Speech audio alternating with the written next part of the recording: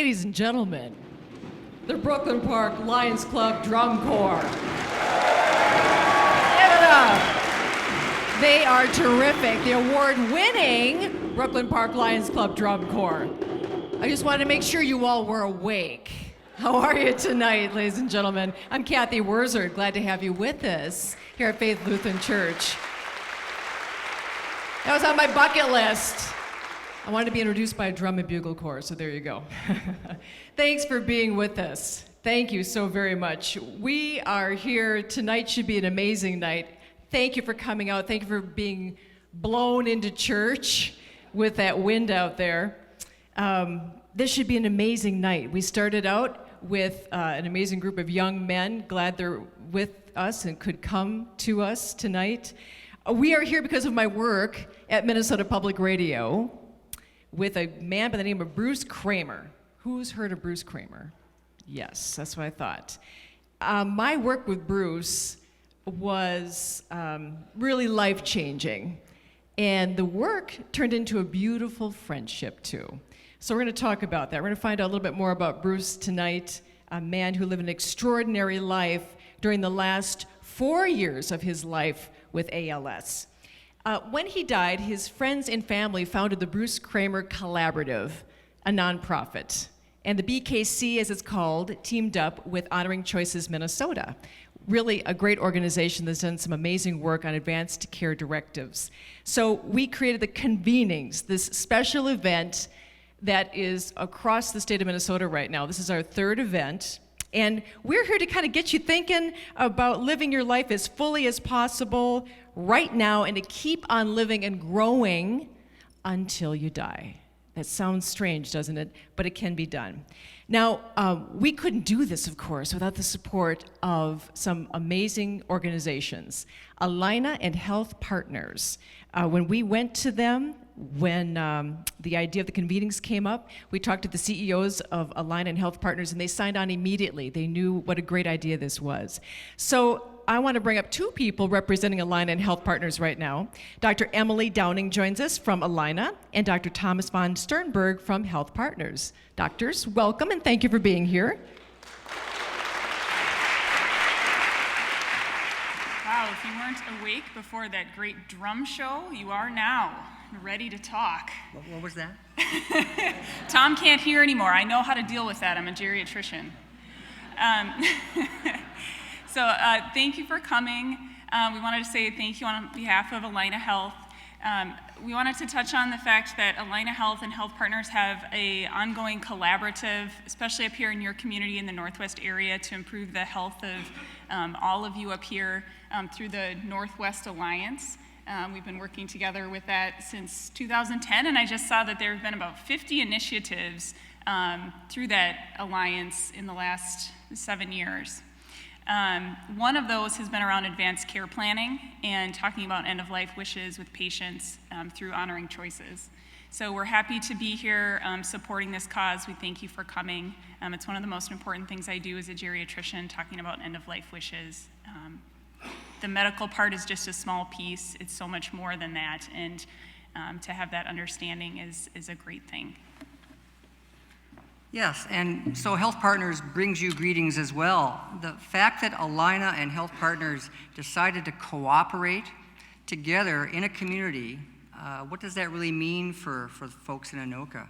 Well, what it means is for the last 7 years and for moving forward, we've made decisions to not duplicate high-cost buildings and services, but actually work together and use the resources the community already has.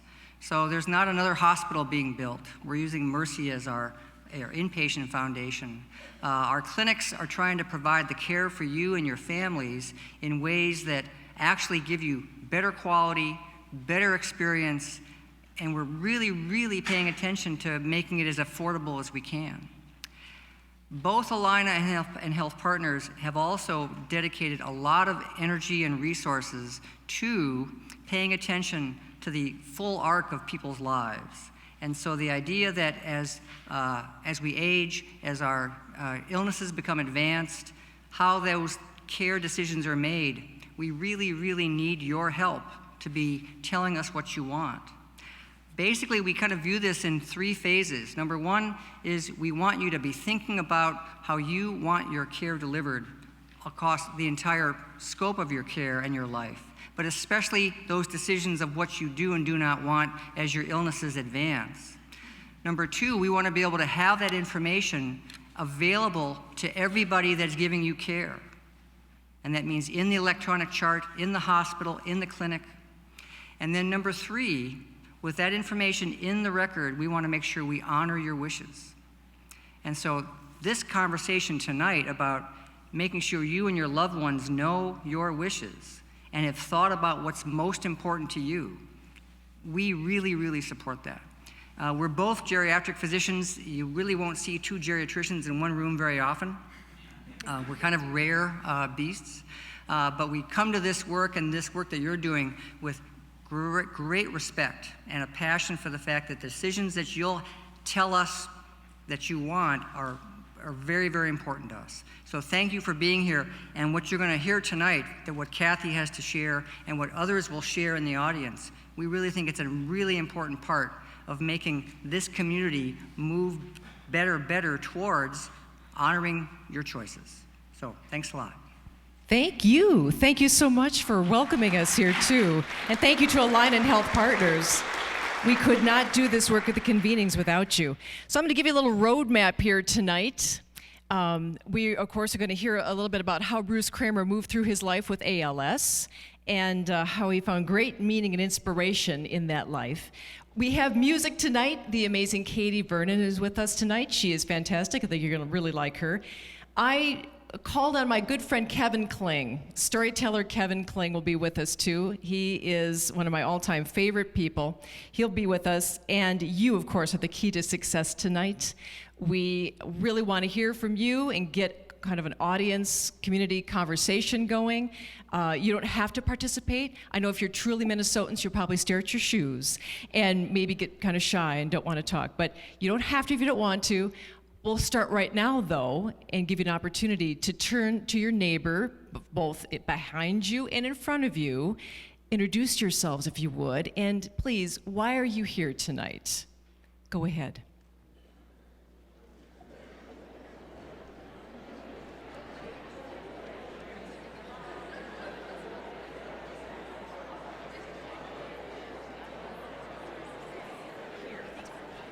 You know, we just did something that has not happened in the first 2 convenings. Someone actually came up and introduced themselves to me. How nice is that?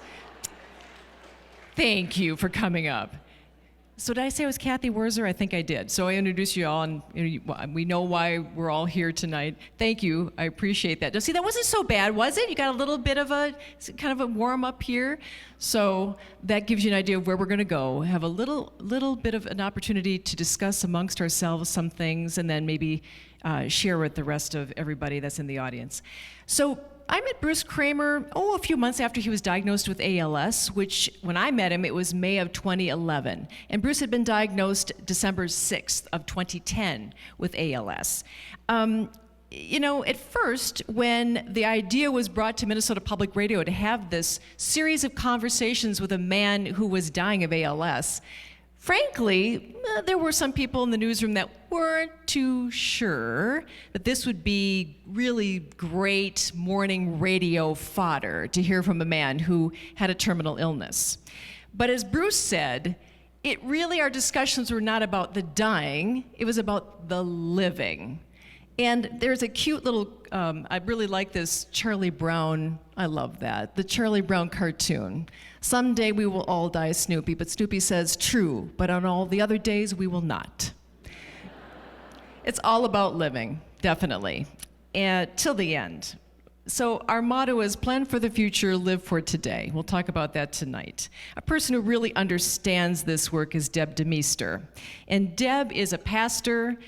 She is also a professor. She's an artist. You'll see her paintings throughout the night tonight. She painted Bruce's book, chapter by chapter, so you'll see some of her work. She is a board member of the Bruce Kramer Collaborative and a key member of our team. So I'd like to welcome to the podium right now, Dr. Deb DeMeester.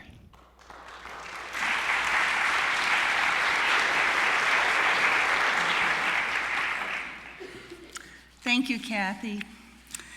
I was first a student of Dr. Bruce Kramer, and then I became a co-teacher, a colleague, and a friend. Bruce was the dean of the College of Education, Leadership, and Science at the University of St. Thomas when he was diagnosed in 2010 with ALS. This is a progressive neurodegenerative disease that affects the nerve cells in the brain and the spinal cord. As a friend, a colleague, a teacher, a father, a husband, a grandfather, Bruce was humorous, wise, thoughtful, kind, bold, supportive, compassionate, insightful, and generally not afraid.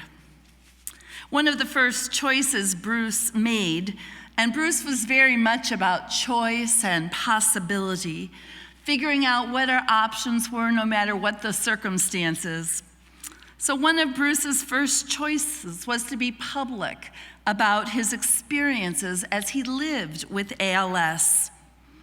From sharing with family and friends, to writing a blog that acquired a significant following, to choosing Cathy Wurzer from Minnesota Public Radio as a conversation partner for the final 3 years of his life. Bruce's vulnerability, insights, honesty, and laughter became a tremendous blessing to so many people as he led us into a deeper reflection and appreciation of the gifts of life and death. 2 days after he died, in March of 2015, the book that Bruce and Cathy co-wrote was published. For Bruce, ALS became a tremendous gift because facing his death allowed him to live his life with a greater awareness, love, and vulnerability. Death is nothing more than a telescope. You point it up to the stars, and they cease being fuzzy, and they come into focus. We don't have to be afraid. Death is nothing more than a telescope. You point it up to the stars and they cease being fuzzy and they come into focus. We don't have to be afraid. Thinking about death gave Bruce that focus about what was important. It helped him to see the stars, to see what really mattered. And that, in and of itself, reduced the fear. That doesn't mean that the path was easy. For Bruce and his family, the diagnosis was that pivotal point when the world as they knew it was broken open. For others of us, our lives can be shattered in similar ways by a serious accident, an unexpected disability, a job loss, a divorce, or some other shattering event.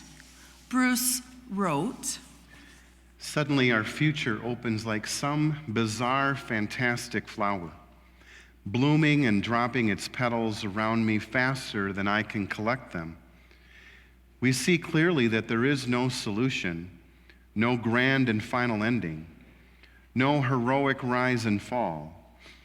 Instead, we are required to make the best from the worst, working it until it can no longer be worked, accepting with as much grace and dignity as possible an ending in the face of the pure chaos raining down into the order that just yesterday was ours. In the first hours after diagnosis, ALS felt like a death sentence. I know I must bring everything I have learned to bear upon this crisis, or we will be utterly destroyed. And somehow, some way, I must turn ALS on its ear and transform it into a life sentence instead. I cannot do this alone. I will need an inner circle, family, friends, and professionals to share ideas and grief and anger. Our hearts are stretched when our worlds are fractured, but ultimately our hearts lead us and awaken us to the possibilities. And our hearts can create those bonds that both heal and awaken. I find it harder and harder to remember the old normal assumptions that served as a foundation for my able-bodied life. But I remember a few. If only I could eat correctly, exercise enough, hold all things in moderation, devote myself in equal measure to my family and my job, I would have a great chance of living past 90 and looking back on a life well lived. I remember joking that I wanted my epitaph to be, "He died racing semis on his bike." Shortly after his diagnosis, in a time of deep grief, Bruce noticed life going on outside his window. People walking dogs, coming home from shopping, playing in the dusk. It is all so normal, so commonplace, and I am angry. I am hurt, and I admit that I am scared that life can go on so easily. I'm incredulous that the bottom has dropped out of my normal, and yet normal continues. And then it hits me. This is the new normal. I will always carry this weird feeling, this presence, as if an unwanted person stands between me and those with whom I want to engage, this hole in the gut that will never be filled. I cannot fix this. I cannot cure this. I can only embrace the emptiness and the pain and the hope that I will grow through it. It's nice to hear his words again. You know what amazed me as I spent my time with Bruce was how he grew through his disease into his death. And he grew as a person even as his body broke down. And that was really instructive to watch something like that. He lived truly until he died. But that doesn't mean it was easy, though. He used to talk about how difficult it was to troll through some of his old journal entries and see photographs. The photographs that were the worst were the bike photographs, seeing himself the way he said he used to be. It was very difficult. It sent him into waves of grief.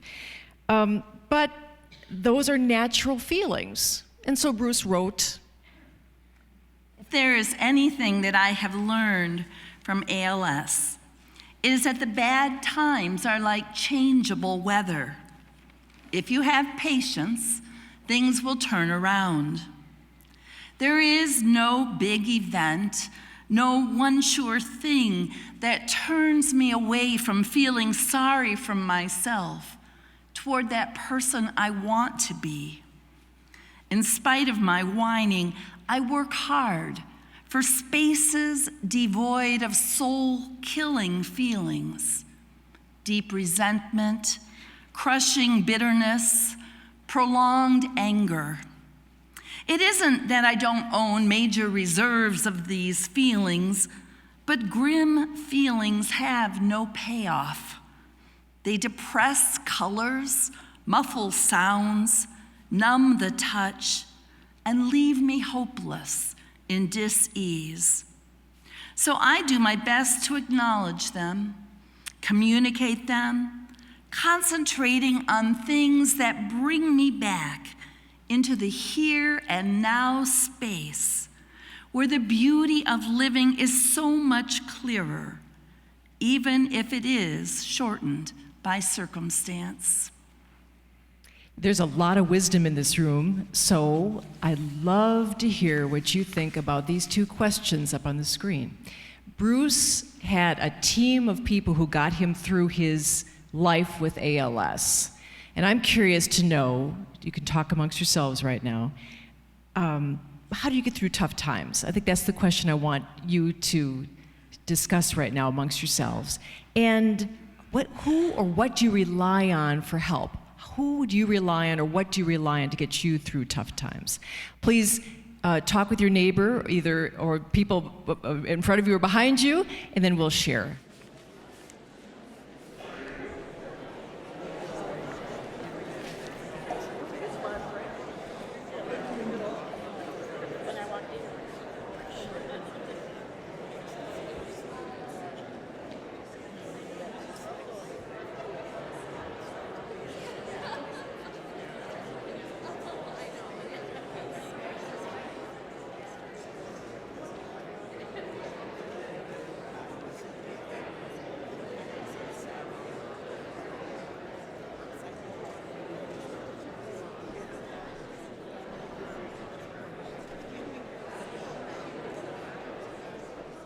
You all are doing so well with this community conversation. You're doing so well. So let me in on it a little bit, if you would. I'm curious. So when the going gets tough, what do the tough do? I'm just curious. Want to share with what you were talking about? Yes, ma'am. Of course, because of the drum and bugle corps, my ears are still ringing, so say that again, please. You learn to live in the moment, in that day. You have a spouse who has Alzheimer's. I'm sorry. Yeah, don't go ahead.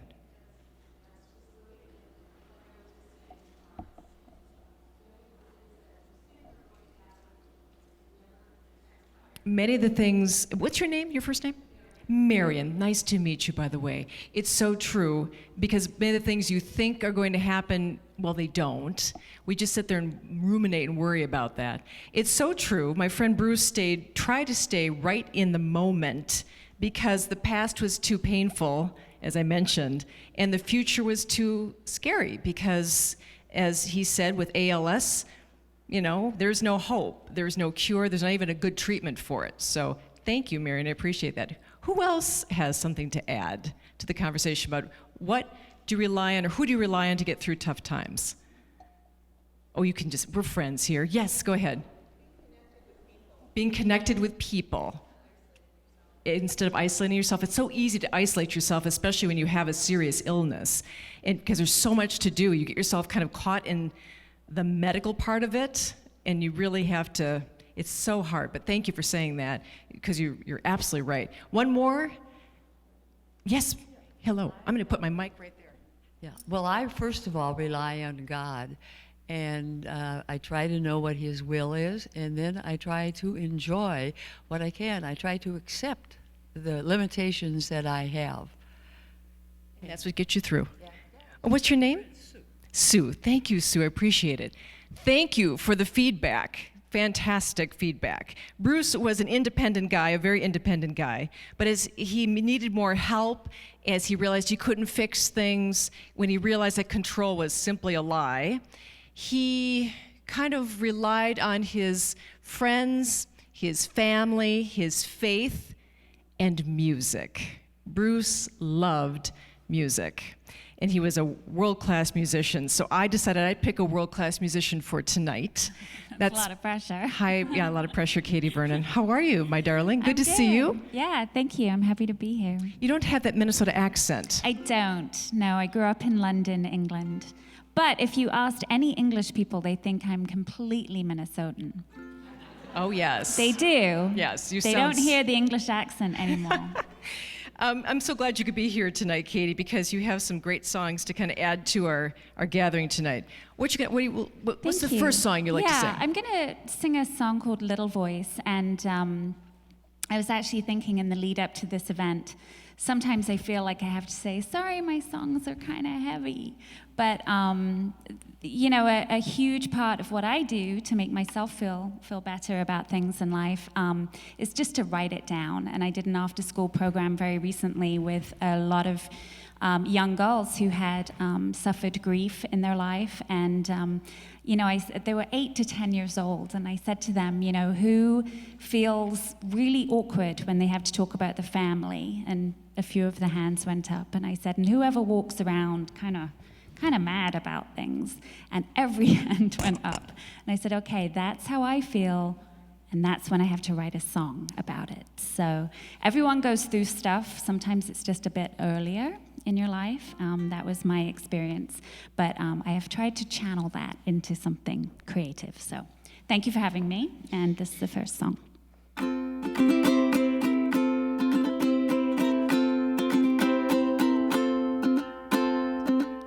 It's just a little voice.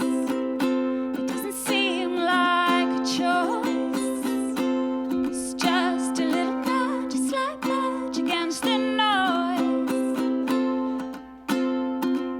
It breathes into you. It shows you what you can do. You can run around and shut it down, but it's true. I should have kissed him,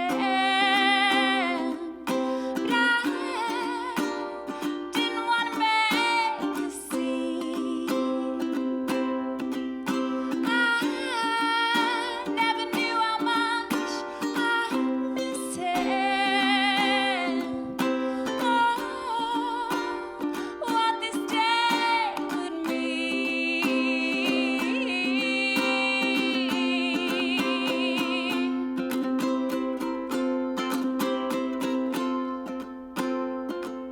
So don't walk away. Say what you mean to say. Hope you don't make the same mistakes I've made. Don't tell yourself it's all in your head. That a whisper now becomes a shout you'll regret. Oh, so many things I didn't tell him.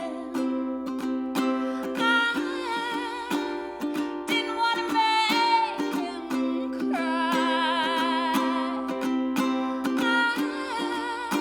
I wish that I just held him. I didn't know it was goodbye.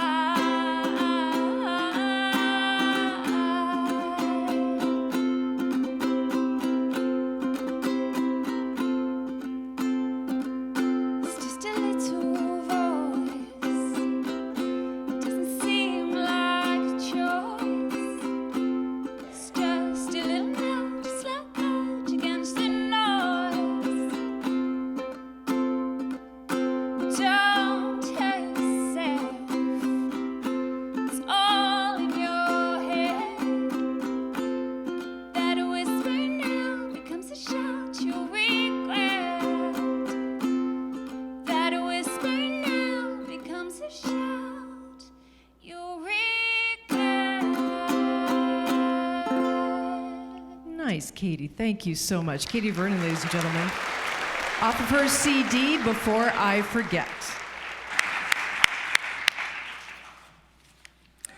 During one of his public conversations with Cathy, Wurzer, a member of the audience asked Bruce if he had the power to return to his pre-ALS condition or to live with ALS, what would he choose? And to the surprise of many, he said he would choose ALS. He called it the best teacher he ever had. It is hard to embrace the bad things that happen in life. We learn to get through them, taking a this too shall pass attitude, so that the idea of fully engaging the negative just doesn't surface. It is remarkably easy to look through the reality with which each of us lives. All of us will die, and to dance this dance, we must embrace vulnerability. That is not an easy thing to do in a society that values independence, control, and most of all, immortality. Embracing our circumstance is really the only logical choice. And in the embracing is an openness that reveals the best of our humanity. When we are closed to vulnerability's gifts, we also close ourselves to living fully into the magnum opus of what is our life. Thank you, Pastor Kevin. Thank you, Deb. You know, when asked why they haven't made an advanced care directive or a so-called living will, many people say, well, it's just too soon to do that. But, you know, it's always too soon until it's too late, isn't it? So it's best to start thinking about it now. And I think I'm the type of person, I'll have to admit to you all, I love cemeteries. I know that sounds odd to say, but I like going through cemeteries because you can learn a lot about living from those who have passed on. And when you look at some of the tombstones in a cemetery, clearly it's people put some thought into their lives.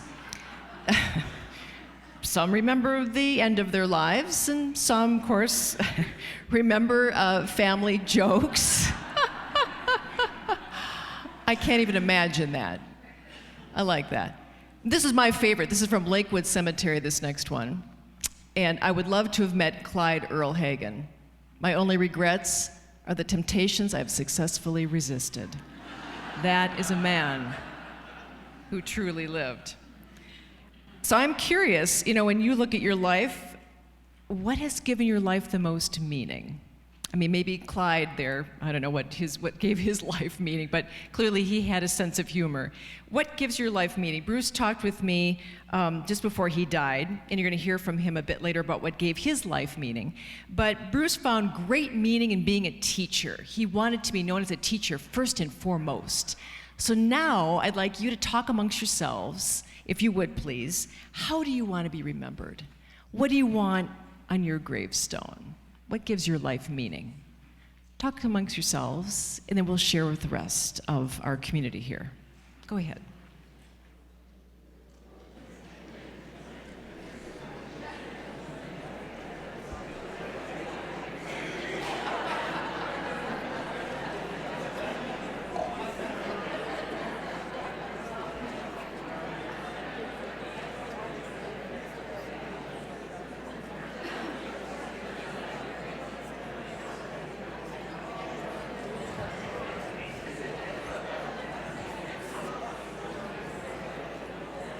I can hardly wait to hear what I'm going to run into if I go into a cemetery and see your gravestones. Anybody want to share? Yes. I bet your gravestone is going to have a great epitaph on it because you've got a great hat, is what you've got. What's your first name? I already have my headstone in place, and it says, "How can I keep from singing?" Oh, how can I keep from singing? That needs a round of applause. I love that. Nice. Good one. What's your first name? What's your first name? Nice to meet you, Beth. Anybody else want to share? Oh, I'm sorry. You know, this is the bad thing about the ringing in the ears. Still is ringing. How can I keep from singing? How can I keep from singing? That's really nice. Who else wants to share? Yes, hang on. First name? Marilyn. I'm a professional clown, and I would like it to say she brings joy to others. Oh, I like that too. She brings joy to others. Anybody else over on this side of the room? Anybody? What do you want on your epitaph? Oh, come on, you guys. All right. Hi. First name? He did the best with what he had. He did the best with what he had. That's the story of my career right there. She did the best with what she had, which wasn't a whole lot of anything, really, at times. Thank you for participating in that. I appreciate that. I had a feeling that was going to get people talking, and I love the buzz and hearing all of you talk amongst yourselves. Well, I think if this person had, what would he have on his tombstone? Minnesota Treasure comes to mind, perhaps.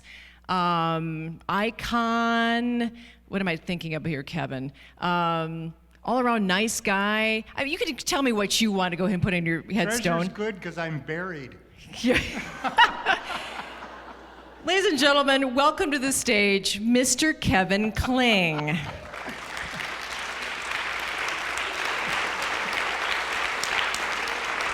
I'm dying to hear, what did you come up with, my friend? What would be on your gravestone? Oh, my partner's was better.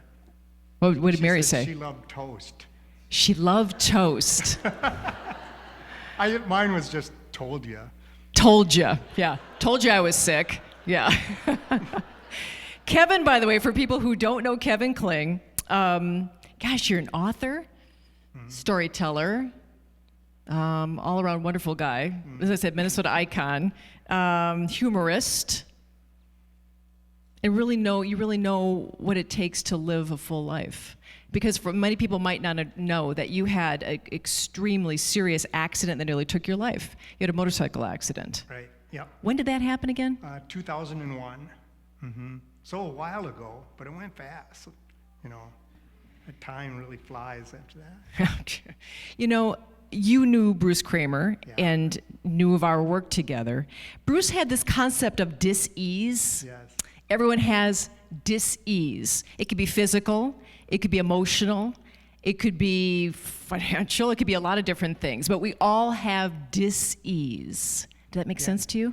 Yeah, and that's one of my favorite words is dis, because that's what Dante called the underworld when he went into the underworld. It was Latin for dis was the underworld.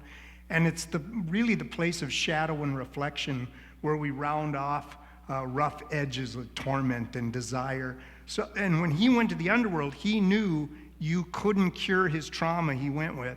Like any loss, like heart, limb, promise, person, when you lose something, you can't cure it. A heart, especially, you know, a broken heart can't be cured, but it can be healed. And that's what Dante knew, and he needed to go to dis in order to reach paradise. But my favorite part is it's the prefix for words like dis-ease or disability, which doesn't mean inability, it means able through another way, able through the world of shadow and reflection. You know, you and I were I love that, you and I were at the Arc of the Greater Twin Cities Gala, and you had this comment, and you said, there's the disability you're born with, and the disability you earn. And that really struck me, because a lot of people just don't even want to hear that, because they figure if you have a disability, your life is over. But that's so not true. No, it's how we define our lives through our loss and how we deal with our losses. That's really, our struggles are how we're defined and how we give our lives value. You only learn from the fringes. You never learn from the inside. You only learn from the fringe. Yeah. So, yeah, absolutely. Possibilities, Bruce was big on possibilities. You know, he talked about making choices. You have choices in no matter what circumstance you're in. How, after your accident, did you find yourself making choices as to how you wanted to move forward? My mom would say I make wiser choices now. I think after you face death, you know, you don't eat everything in the fridge anymore. You start throwing things away. And don't worry about it when you do. But also, I've learned you can choose things like love. That's one of the things, I mean, being in a church, one of the people I think of is Ruth. And Ruth is one of my favorite characters in the whole Bible, because Ruth chose her religion. She was the first one in the Bible that wasn't either born into it or had a visitation. She actually chose her religion, and she chose it because of love. First from her mother-in-law, and then her husband. And so to know we can choose love and to remember that all the time makes decisions easier for me. I'm curious, because you were so close to death, how has that experience informed your living now? You know, I was thinking about this, but I think in a lot of ways it makes it gives me a trajectory. Like, I know why I'm here now. I used to tell stories for entertainment, and now that's an important part of telling stories, but now I know there's something deeper inside stories that now I know I understand my trajectory. I understand why I'm on the planet. And that's a big help.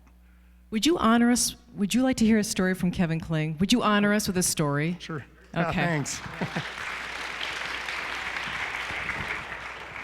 Well, first, while I'm doing this, I gotta say, I grew up in Osseo, so right over the hill here, and we used to come to Coon Rapids because this is where we get our haircut, because there was a guy, this was before the mullet, it was called hockey hair, and you'd get really short on top and long on the sides for wearing your hockey helmet, so it would hang down behind, and it looked like you had long hair even when you had on a hockey helmet. So I'm down in New Orleans, And there's 3 guys sitting at a table, and I'm with a buddy. And I go, I can tell you where those guys are from, because they had hockey hair, and I knew they were from here. So I go, I can tell you where those guys are from. And my buddy goes, no, you can't. So I go up to these guys, and I go, are you from Coon Rapids? And they go, no. And I go, damn, okay. And they go, Blaine. I go, but I know where you got your hair cut. And they go, yeah, we did, Coon Rapids. So it's great to be back in the land of hockey hair. I have a friend, I had a friend, he passed away a couple years ago with a degenerative disease, and it's Jeff Farnham, and he used to always say, what doesn't kill me makes me grumpier. And so that was our saying, because it was always something. It was always something with it. And when I was listening to the words of Bruce, I remembered, I looked up the word resiliency once, and it said resiliency means maintaining one's shape. And how do we maintain our shape when it's been compromised? And we do it through our stories, through our family, our friends, our community, and that way we can maintain our shape. Even if our shape is in another direction, we can maintain the shape of who we really actually are. And that's one of the reasons I tell stories. It helps me maintain my shape. You probably noticed, and Cathy brought up, my left arm is shorter than my other. I only have 4 fingers on this side. So when I work in schools with kids, I say after the show, you can't high-five me, but we can high-4 all day. And and they come up and we always high-4. And I know I was a storyteller, born a storyteller, because of my left arm. As we were talking earlier, when you live on the fringes, you hear the world differently. Like, people would refer to my arm as crippled or withered, or say, you poor thing, or what happened. But by the words they chose, I could tell whether they blamed me, my parents, God, or themselves for my condition. And with that information, I could get what I needed out of them. And rhetoric became very important in my life, how things are told, why people say things, what people say. So I know I became a storyteller because of my left arm. I was down in Alabama recently, and after a show, a little girl came up. She was in 2nd grader, and I go, okay, I know why she's up here. I go, high-4, high-2. She had 2 fingers on one hand. So she holds up her 2 fingers, we high-2. So I asked her teacher how she's doing in school, because, you know, she's one of my people. And her teacher goes, okay, let me tell you. She goes, we're doing a project in school where you put your hand down and you trace around the fingers and you draw your turkey. You know, that's how you draw a turkey. Your fingers are the feathers and the thumb's the head. And she said, I got this great idea where I told my students, put your other hand down and you can have 2 turkeys facing each other. So all the kids did all their drawings and they turned them in. And she got to that little girl's drawing, and there was 1 turkey with all of its feathers and 1 turkey with only 2 feathers. She thought, I wonder if that's going to embarrass her if I put that up. So she told the little girl, if you want to use the same hand for both turkeys, you know, you can redo your drawing. So the little girl redid her drawing, 2 turkeys with 2 fingers on both sides. That kid's going to be fine. I say, yeah, she will be fine. So we do have that side of the disability we're born with, but the part that really is interesting is the disability we achieve later in life. And that was my losing my right arm, being in my motorcycle accident. And the things that I've learned since then, having a near-death experience, knowing that, having that point where people say they see a light. Well, I didn't see a light, but I was headed for this amazing sense of peace, and I was given the choice to follow the peace or to return to this plane of existence where it was clear there would be consequences. And I always thought, why did I return? Why didn't I follow that peace? And then I remembered in Australia, 1987, it was so peaceful, so beautiful.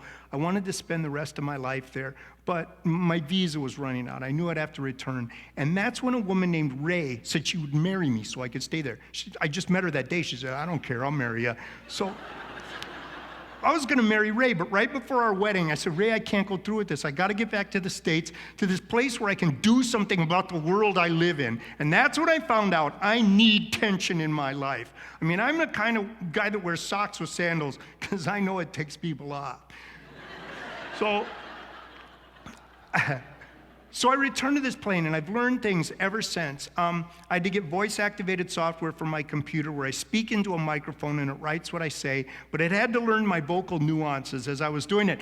And And so I had to do the Gettysburg Address because it knew what I was already trying to say. And I'm doing the Gettysburg Address, and all of a sudden my dog and cat get in a fight behind me. It's like, roo, roo, meow, meow, meow, roo, roo, meow, meow, meow. And the computer starts writing, how, why, how, why. That explains a lot. I think when it comes to that underworld, that world of dis, we're either how or we're why. But we end up going there, coming back, and if lucky, we go to paradise. I'm working with this theater company. I want to make this clear. I was working with this theater company, Interact, and I learned something new every day in this theater company. This group called the Downbeats. They're 4 singers with Down syndrome, and they're hilarious. And one of the singers, Laura Mullen, she stands about this tall. We were doing a show, and we were opening at Mixed Blood Theater, and everything went wrong that night. I mean, there was like props breaking, people forgetting lines, a fire broke out. We got it out pretty fast, but the sprinkler system came on, sending people into the February night, soaking wet, ambulances showing up, fire trucks, and Laura turns to me and says, I can't work like this. And a woman named Ingrid, who's got aphasia, which makes it very difficult for thoughts to become words, she once told me, I used to think, I think, therefore I am. But now after my aphasia, I know I am, therefore I think. And when she said that, I thought of Rumi's beautiful love poem, before right doing, before wrong doing, there is a field, and I will meet you there. And why Shakespeare puts the lover, the lunatic, and the poet in imagination, all one, because they all go behind the mirror, behind what we see as reality.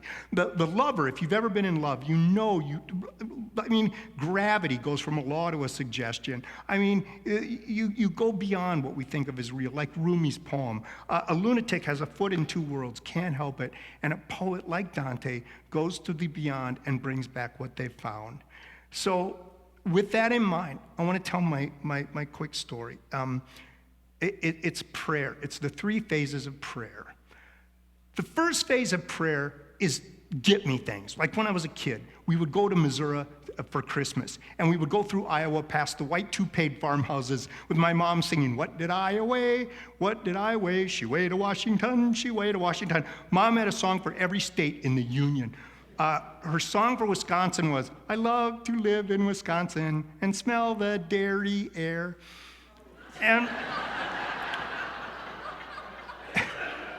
And on the way through Iowa, I would pray to God. I would pray to God to ask Jesus to tell Santa to bring me a squirrel monkey. I wanted a squirrel monkey so bad. And so every year I would pray to God to ask Jesus to tell Santa, bring me that squirrel monkey, and I never got one.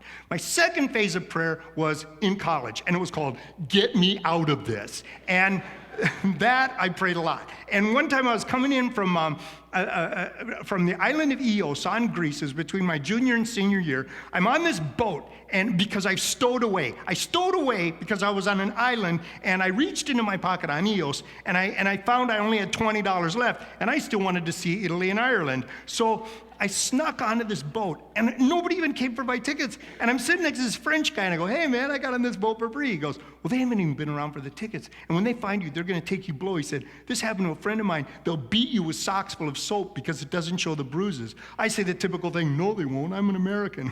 He said, they're going to love you. So sure enough, these guys come up looking for tickets, and I don't have them. So I hide behind these barrel-looking depth charge things, but they see my shoes. They blow a whistle. All these guys looking for me. And I climb over the side on this ladder, and I'm looking for, if I see land anywhere, I'm dropping in. And then I start to pray. Please, God, get me out of this. Get me out of this. I'll never do anything this stupid again as long as I live. And I'm wild Russian boar hunting in Texas. They brought in wild Russian boars so we can hunt big game in Texas. They weigh like 500, 600 pounds, and you hunt them in the middle of the night because they eat meat at night, which is you. And so when they come to eat you, that's when you shoot them. And I'm what's called the light man. I've got a flashlight, and my job is to shine it on the boar, and the guide Mario will shoot it. I go, Mario, aren't they going to come for the guy with the light? He says, yeah. So I decide right then and there, I'm going to shine the light on Mario. Ooh, there's a big one. All of a sudden I see a cow. I go, look, Mario, it's a cow. He goes, my property, my cow. Takes out a 6-shooter. Blam, blam, blam, blam, blam, blam. The cow looks at Mario, walks away. Oh, great, I'm the light man. Mario finally falls asleep, and I'm out there in the middle of Texas waiting for a wild Russian boar to come and eat me, and I start to pray, please, God, get me out of this, and I will never do anything that's stupid again as long as I live. And I'm at Mardi Gras. right. We know where that one's headed. I don't know why I looked at Cathy for that line. You know where that one's headed. So my prayers shifted for the third and final time. I'm in the hospital. I've had my accident. And I'm in rehab after a month after my accident. 9/11 happens to the United States. And I'm watching as our country goes through the same symptoms of post-traumatic stress that I'm going through. One culturally, one personally. We all go through the levels of denial, anger, vengeance. And every day, I would take this elevator ride down to the bottom floor and try to walk a half a block. That's all the further I could make it. One day I'm in the elevator and this little kid gets on. He's 8 years old. And he turns to me and he says, he was in the hospital because he goes, I had to get 8 stitches here. I hit my head on a fence post. And I go, oh yeah? I had to get stitches from here to here, down my chest, down one arm, down one leg to the floor. The kid looks at me and says, yeah, but mine really hurt.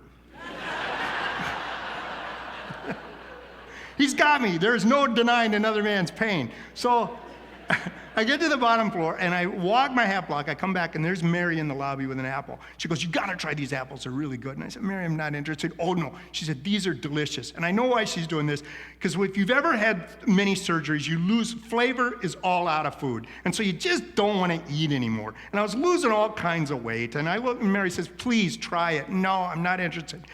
For me. Okay. So I take a bite, and that was the day flavor returned. And the sweetness hit my tongue. And as soon as that sweetness hit my tongue, I started to cry. I had not cried in years. And as the tears came out, they started to flush out all those antibiotics and toxins. And my eyes started to burn. And between the burning in my eyes and the sweetness in my mouth, it felt so good to be alive. I said, thank you, thank you, thank you. And that was the day my prayers shifted to prayers of thanks. And I don't know whether good things started happening to me because I was saying thanks, or I just started noticing things more. But you know what? It doesn't matter. Every day, I still see blessings in my curses. Every day, somebody helps me. And I'm here to tell you, nobody looks better than when they're helping somebody. So I'm with Mary, and we're sitting in front of our fireplace. And we have our wiener dogs there. I love our wiener dogs, because if you're ever going through something, you will never see a more can-do attitude and a more can't-do body than a wiener dog. And when you tell a wiener dog no, they hear, try another way. So I know we have our basset hound. When we got our basset hound, the breeder, he was 10 weeks old, and the breeder said, when it comes to training a basset hound, they start out slow, and then they taper off. So we have him, and I'm sitting there, and there's a fire, and I'm with Mary, and I'm at such peace. I take a moment to pray to God, to ask Jesus to tell Santa, if there's one thing I want, it's to say thank you. Thank you, thank you, thank you. Or a squirrel monkey. So I'm going to end on a really quick poem. This poem is called Tickled Pink, because my mom used to say, when you're in health, you're in the pink. And it goes like this. Sometimes in our pink innocence, we find ourselves composting. You know, we're waiting to grow, or we rush headlong like our ancestors. But it doesn't matter whether you're rushing or composting. One day, you will round a corner. You will blink, and something is missing. A heart, a limb, a promise, a person, and innocence is gone. And now, you're on a new course. And as though channeled through a spectrum, your path is refracted. And now some people don't recognize you. Some people want the old you. Some people cry because you've left. But what has happened and cannot be undone. We pay for our laughter. We pay to weep. Knowledge is not cheap. To survive, we return to our senses, sight, sound, smell, taste, touch. We let spirit guide us, or spirit that's found in breath. With every breath, we inhale, we exhale. We inspire, we expire. Every breath holds a possibility of a laugh, a cry, a story, a song. Every conversation is an exchange of spirit, the words flowing bitter or sweet over the tongue. Every scar is a monument to a battle survived. Now, as we were saying, when you're born into trauma, you grow from it. But when you experience trauma later in life, you grow toward it.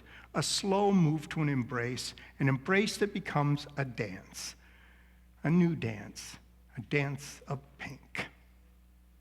Thank you. Thank you, Kevin Clay.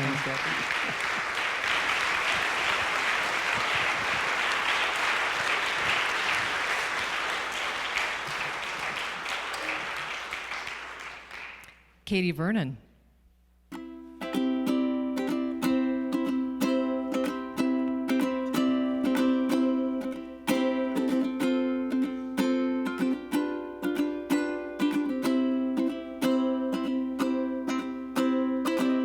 We've all been let down, been pushed around. It feels like you have no choice. We've all been left out.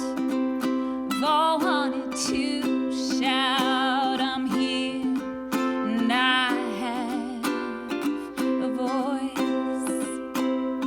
Don't let me fade away.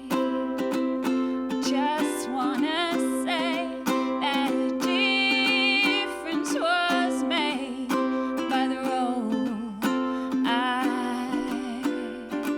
played.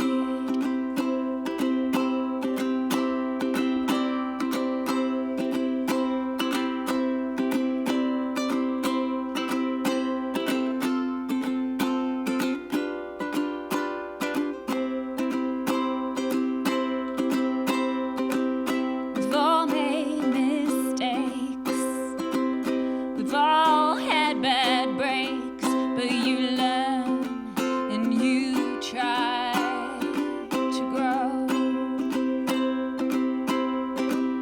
We've all lost someone and come undone, but in time, I hope you know. You don't let them fade away. Attention must be paid to the role they play and the difference in your life they make.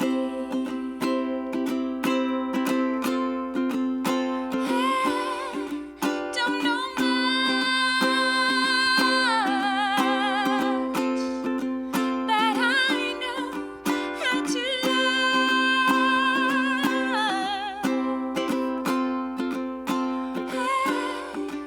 Don't know much,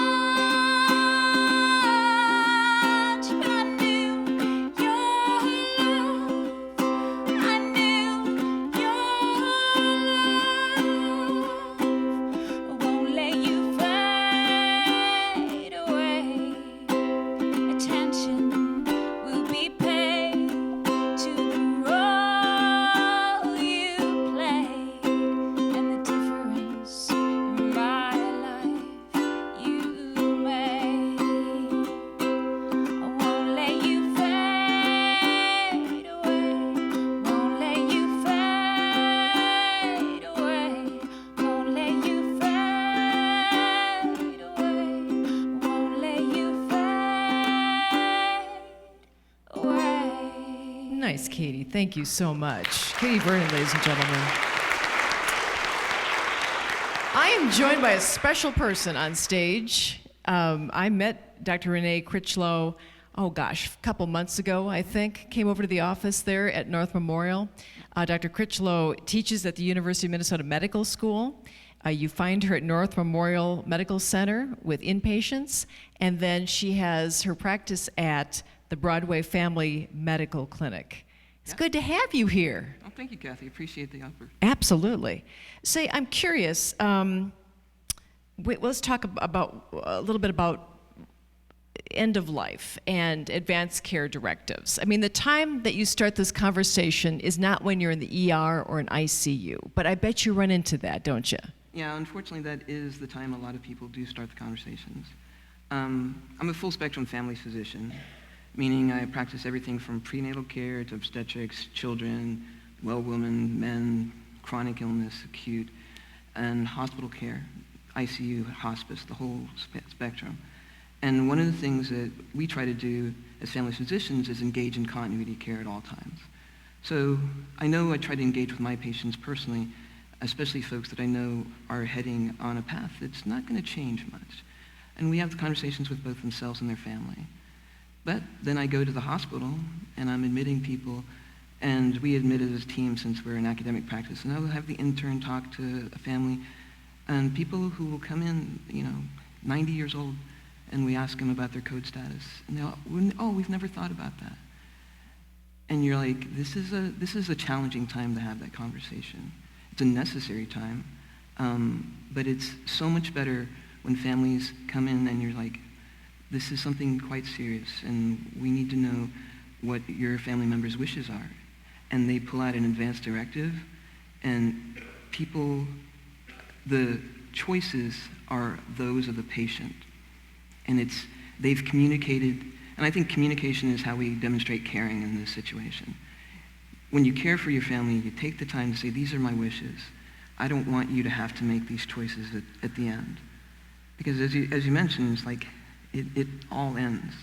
And I feel very lucky as a family physician, because there's times when I'll go to the hospital for a 24-hour shift, and I'll deliver 2 babies in the morning, and I'll declare someone who's died in the evening.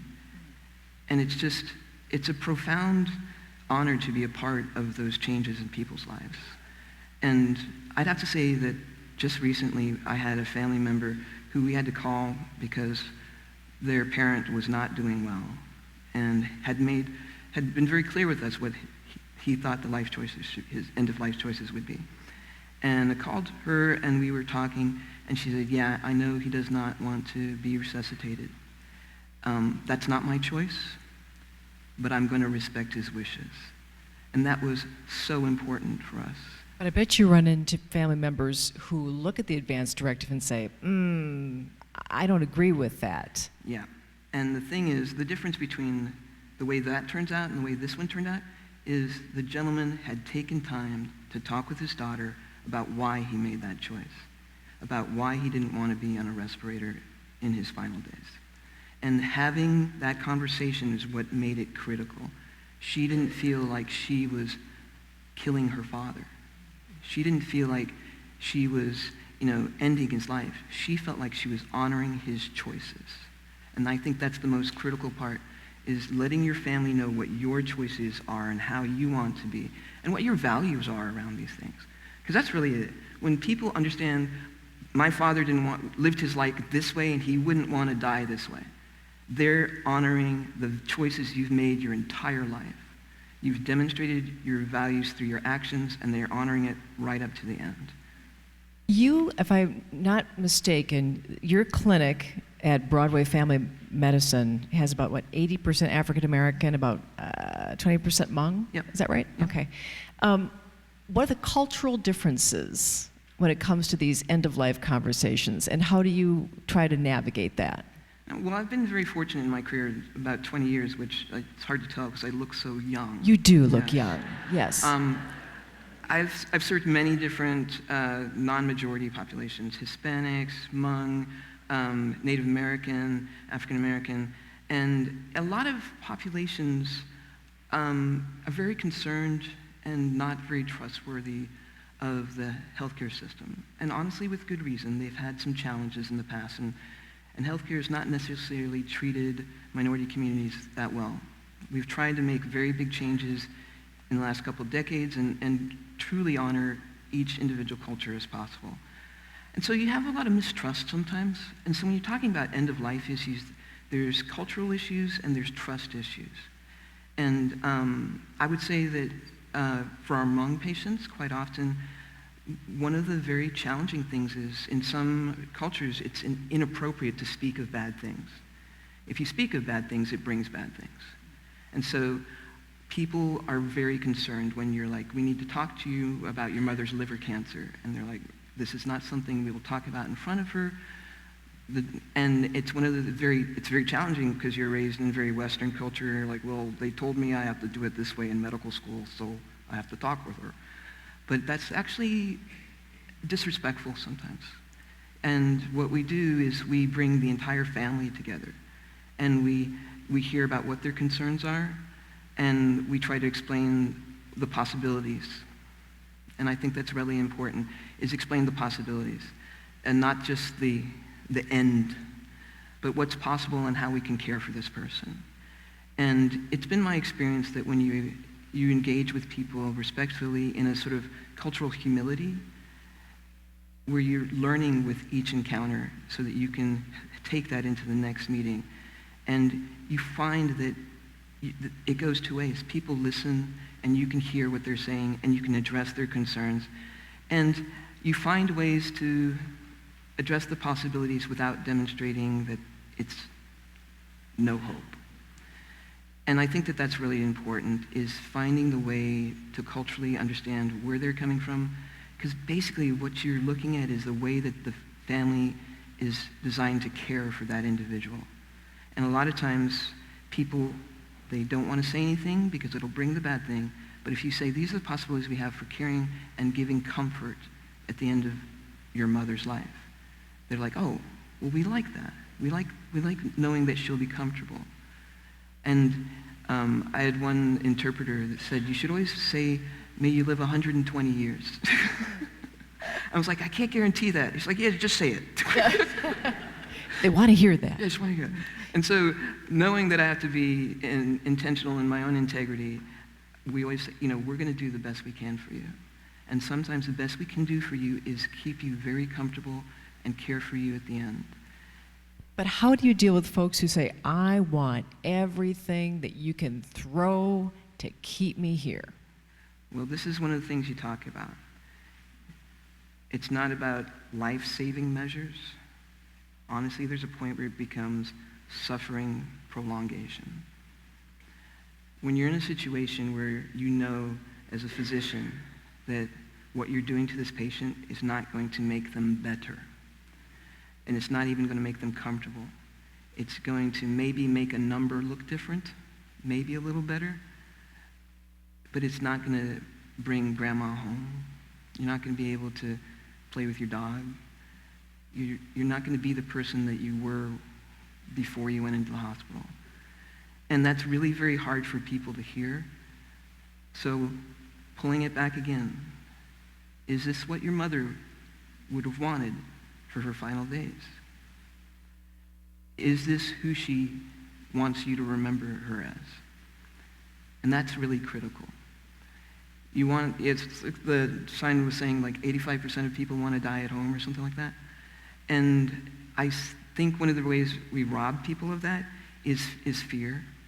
And that's one of the reasons why I really love hospice, because I think hospice, when appropriate, is the best thing, because it allows the family, it cares for the family as it cares for the patient. It allows the family to not live in fear that their loved one is in pain or suffering. It provides them an opportunity to be the loving daughter and the loving son, not the nurse who has to do all this stuff. And that is so important. And it's hard to do that, too. Yeah. Say, as an educator, why do 46% of doctors say they don't know what to say to their patients about end of life and advanced care directives? What's behind that? What's up with that? Yeah. Well, we are horrible at teaching it in medical school. We're really very bad. The good news, though, is that we've noticed that we're very bad at it.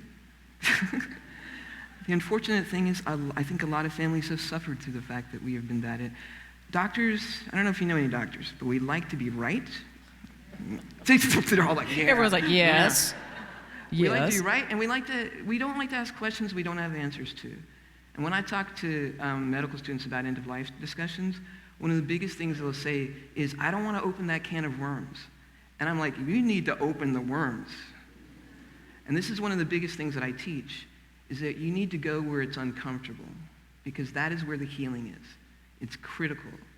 You can almost use discomfort as a signpost for growth and healing. So when you're in that room with your patient, and it's clear that the best discussion to have is an end-of-life discussion, you need to take a breath and realize it's not about you, it's about them. And it's about understanding that they need us when it's hard. You don't need doctors when it's easy. We're just taking your money. You need us when it's hard. And these are conversations that can be really challenging. So we're trying to do better about teaching it. And I can guarantee anyone I've taught can do it. I bet. Final question for you. Whose responsibility is it to get the conversation going? Is it the patient coming to you and saying, doctor, I just don't quite know what to do about an advanced care directive, or does the doctor open the door? Yeah. How does that happen? Well, I'd have to say it's definitely a two-way street. It really is, and I would like that things like this would get patients going, oh, I'm going to talk to my doctor about this, or I'm going to definitely talk to my family. But I think it's critical. I work, as a family physician, like I said, we're about continuity care. And I know that if I do my job right, I'll still have my patients that will be dying. And I think it's a sacred responsibility to open that gate and say, listen, we're going to have this conversation. And I always say, please bring a family member. I'm like, bring someone in and let's have this conversation. Because I need to hear what your values are, and they need to hear what your values are, and we want to know what your wishes are. And if you're able to communicate that, we can care for you. And it's critical that whoever opens it up, that the conversation happen. And it's so much better if it's not in the hospital. It's so much better if it's not at a time when it's critical. I've had people that they're like, we do a Thanksgiving check-in with advance directives. I'm like, well, that is an interesting turkey dinner there. But it's really great because that sort of demystifies it for them. It's like, how's everyone doing? Does everyone know that grandpa wants this at the end of life and that grandmother feels this way? And it demystifies it. And it gives it's the fear that if you talk about it, you call it. It's through a lot of different cultures too. So I want to say, it's like, what we want to look to is, why don't we call the healing? Why don't we call that? It's like the end of life, we can't cure death, but we can use it as a time for very important conversations and heal each other. Can I do just a really brief story? It's totally brief. Go ahead. Okay. So when I was a second-year resident and very naive, I had to declare my first person dead by myself. And it was this man that I'd seen in the ICU, and his family was all around him. And I got sign out, meaning I took over the care, and the guy who gave me the care takeover, he's like, hey, if this guy can't stay solid on dialysis, meaning keep his blood pressure, then he's definitely going to die tonight. And I was doing please God, let the dialysis work, because I knew that I was the one that was going to be talking about it. And I was in a situation where I just saw his numbers keep going down. I'm like, he's not going to survive the dialysis. And I had to go to his family, and I told him just initially, I was like, if the dialysis doesn't go well, we're going to take off the machines, and he will not make it tonight. I'm not from Minnesota, so I'm very good with the straightforward thing. Yeah. We don't do too well with that. No, but I find that patients appreciate if you're honest with them about what the things are. And we all hoped that it would work, and it did not. And they're like, what do we do now? Because they're like, we're just waiting. And I remembered one patient that I had a couple of days before who was like, I am going to live my life, I'm going to be DNR. And we're like, why? Because you could be okay. And she's like, my family's just been around me telling me stories about my life and everything. And I've lived a really wonderful life. I'm just going to go with that. So I remembered that woman, and I told these people, I said, they're like, what are we going to do? I said, you need to go and tell him stories about the times that you've been through. And there were like 3 of them, and they sat around, and this was back before we had computer charting, and I was doing electronic charting, and I could hear them because it was like no one else in the ICU, just me and the nurses, and they sat there and they told these amazing stories about, remember that time when and I just sat there charting and just crying.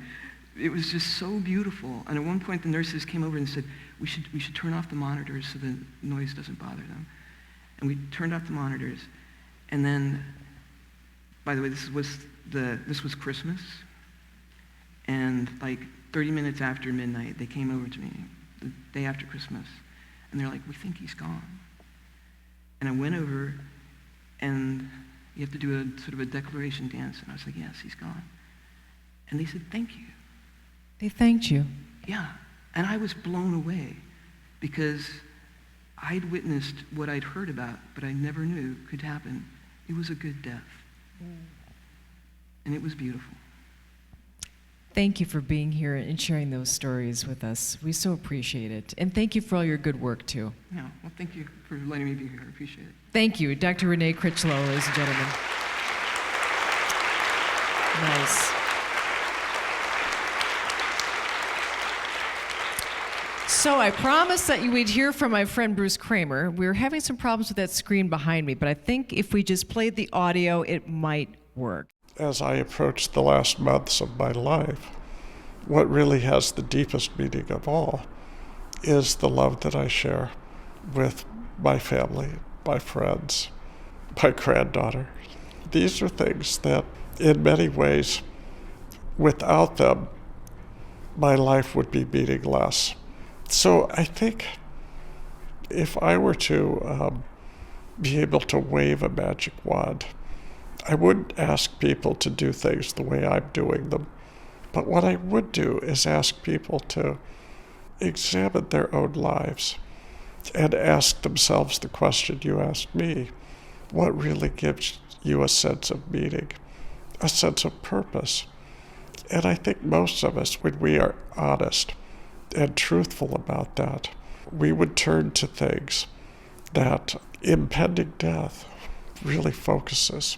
I can't stress enough, this feels like loss, and it feels like sorrow, and it is, but it's also great joy. In a lot of ways, it's like fireworks.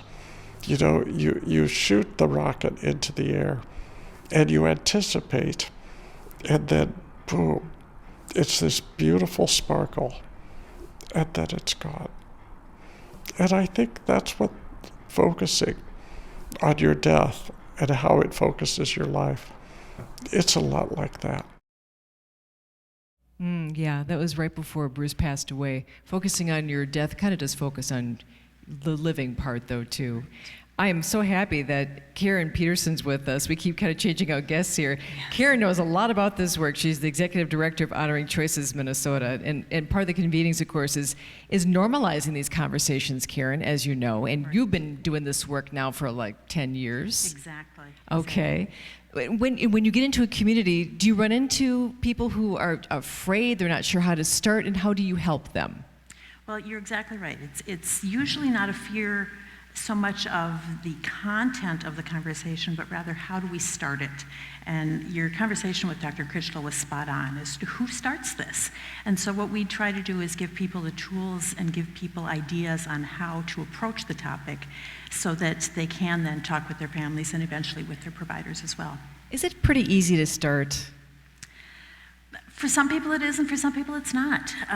One of the tips that we do is what all of you are doing here tonight is a perfect beginning of a conversation. You can say, hey, I went to the event at this church the other night. You wouldn't believe what we talked about. There's the beginning of your conversation. So it's things like that, helping them point to outside references or helping them find ways to work it into a conversation. The Thanksgiving idea is perfect. We recommend that every year. I believe you say you talk turkey. I think that's one of your lines exactly. with Honoring Choices Minnesota. We have these cards. Yes. We call them interest cards. Yes. I was going to call it commitment card, but that sounds like that's too heavy for people to commit. Maybe. Let's talk a little bit about that here, Karen, because we have some great things happening throughout the Twin Cities when it comes to what Honoring Choices has been doing in conjunction with the Convenings. So we have, if someone wants to be trained as a facilitator, how does that happen? Well, Honoring Choices offers trainings several times throughout the year. As a matter of fact, we have one coming up on Friday. And you can learn about those on our website, honoringchoices.org. But we also, a lot of the healthcare systems around here offer free community classes, not necessarily to become a facilitator, but to learn how to talk about this and what a directive looks like. And in the lobby today, there's information in the back about classes that are going to be offered over the next few months in this area. And so there's a lot of opportunities where you can go and have people help you. Can someone also see on this interest card that you can check off having someone work with me on a healthcare directive? Yes. Yeah. Again, the classes offered by Alina and Health Partners and Fairview, they have people who can help you, but Honoring Choices also has people that can help you. So people can contact our office if they can't find help other ways. Through the Convenings also we offer book clubs too. Yes. Yes, and of course, amazing. What book would you want to read? Maybe, possibly. We know how this ends. Or it could be the Atul Gawande book, which is fantastic, Being Mortals. So we have book discussion groups, and this is something that I have not yet participated in, a Death Over Dinner event. Yes, death Would you over- want to know what the menu would be? Not sure, but could be Some interesting. people get very creative with the menus, I've heard. Yes. Yeah, this is something that started, I don't even know where it started, but it's sweeping the country. And it's the opportunity to dine together because we equate food with love and then have this very meaningful conversation. And it's taking off like wildfire. I haven't done one yet myself either, but maybe this is the year. What I'd like you to do, you have a card there and you have a questionnaire. We've got some forms. Before we have you fill that out for us, Karen, is there a place folks can go for information about maybe how to get all these things started? And do you also have information for folks who don't speak English? English is not their first language. We do. All of our materials are available in several languages, Spanish, Hmong, Somali, and Russian. On the back of your program, there are 2 amazing websites listed. So take this program home with you. The Convenings.org, which is the website associated with these events, and then honoringchoices.org, which is ours. And both of those sites have wonderful resources. Karen, thank you for your work, by the way. Thank you, Cathy. I for all of appreciate this. it. I really do. Would you do me the favor right now of just kind of taking your interest card and filling it out with a name and email? We'll get back to you, by the way, because we want to. There's some great events throughout the Twin Cities metro area. This is one here in the Northwest Metro, but you're all over the place. Roseville, We try. right? Yep. Okay. Yep. And National Healthcare Decisions Day is coming up in April. There are a lot of events that happen around that. So if you fill this out and give us your email, we'll make sure that you're informed. Karen, thank you so much. I think we have time for a couple of final readings. If you would please, Deb and Pastor Kevin, come on up.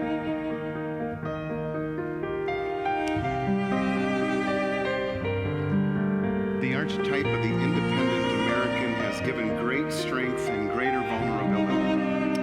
Disease was teaching me that independence as a foundational belief would result in catastrophe, but the foundation of strong and independent living was so vulnerable to deconstruction by ALS, we needed a new archetype.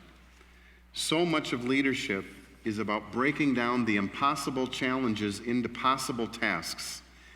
I learned that the impossible requires the right questions, that the right questions will frame intelligent answers, emergent and susceptible to new information, rather than dull and lacking in creativity. We must ask questions that will open new horizons, and out of the emptiness that was once the surety of my life came the question, what will you be from here to eternity? Disease has taught me that change is the one constant upon which I can depend. What I must continually relearn is how, in the face of such constant change and loss, the gifts of joy and life emerge. For me, the revelation of gifts was almost immediate after my diagnosis. I know what is important now. I know that every experience has multiple layers, each to be felt and analyzed and kept. The autopilot of living from event to event is completely gone. Pay attention. It isn't enough to work. It isn't enough to love my family. It isn't enough to connect with friends. It needs to be done with passion, abandon, love, and light. There is no time to hold grudges, be afraid, and not forgive. There is no time for games. There really are places to go, people to see, and things to do, and time is wasting. There is a gift of joy and passion, love with abandon, friends who aren't afraid to say, I love you. I just don't have time for bullshit anymore. That is the gift of urgency, and I'm thankful for it.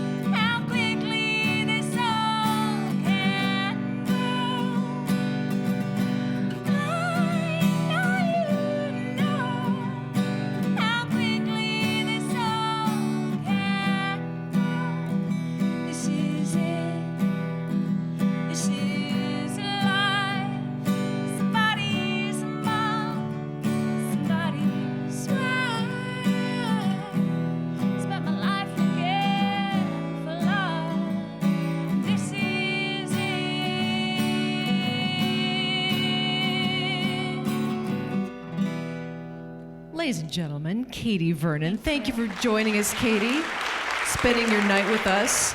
Thank you. So my friend Bruce Kramer passed away on March 23rd, 2015, and he was surrounded by love when that occurred. And he would have been so happy to see you all here tonight. One of the things he asked me before he passed away was to look for the ripples in our work. And I didn't really know what that meant at the time. But you know what? You're the ripple in our work. So as a stone drops into a pond, there are all sorts of ripples to what he and I did. The Convenings is one of those ripples. So thank you for being here tonight. I do hope you'll check us out at theconvenings.org is our website. We have a lot of great stuff there. Also, our friends from Honoring Choices Minnesota, they have a great website as well. So thank you for being here tonight, for sharing. Bruce would have loved this because he loved conversation and he loved it in the context of a community too. So I hope to see you again when we have a reconvening in the Northwest Metro, or it could be somewhere else in the metro area. We're not exactly sure yet, but this is kind of taking on a life of its own. Thank you for spending, is it Tuesday today? My sense of time is all off. Thank you for spending your night with us. And again, we're at theconvenings.org. Take care of yourselves. We'll see you soon. Thank you.